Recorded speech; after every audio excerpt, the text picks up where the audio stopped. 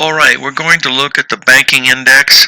Most of the other indices that we've looked at have turned over sharply to the downside. This is the last one. This was also one of the ones that was the last to top. The rest of the market, you remember, topped on May 19th when we had Mercury retrograde and the new moon. This one didn't top until the middle of July, around the 27th.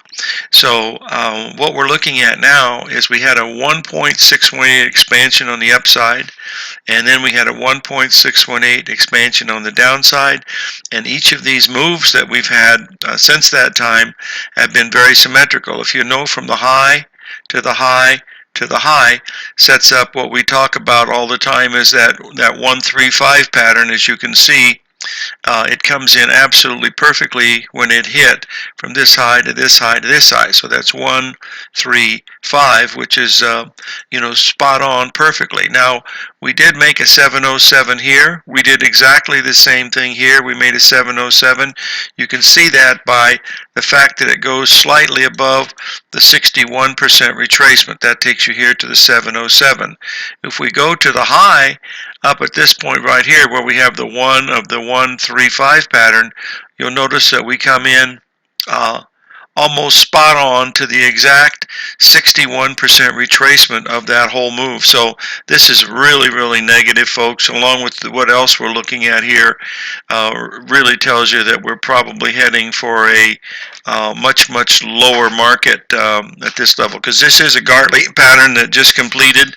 No question about that. We went down. There's your A leg, there's your B leg, your C leg, and your D leg right at the 61% retracement of the whole move, and almost at the 786 of the other move. It hit that wrong number there, but we won't worry about that. Okay, let's take a quick look at the weekly, and you can just see where we are on the weekly. We made this beautiful Gartley pattern here, we made the Gartley pattern here, and now we're coming up and we've made the 135 pattern right here. So folks, this thing has the potential to make an A, B, C, D all the way down here. So that's about a 25 to 30% drop.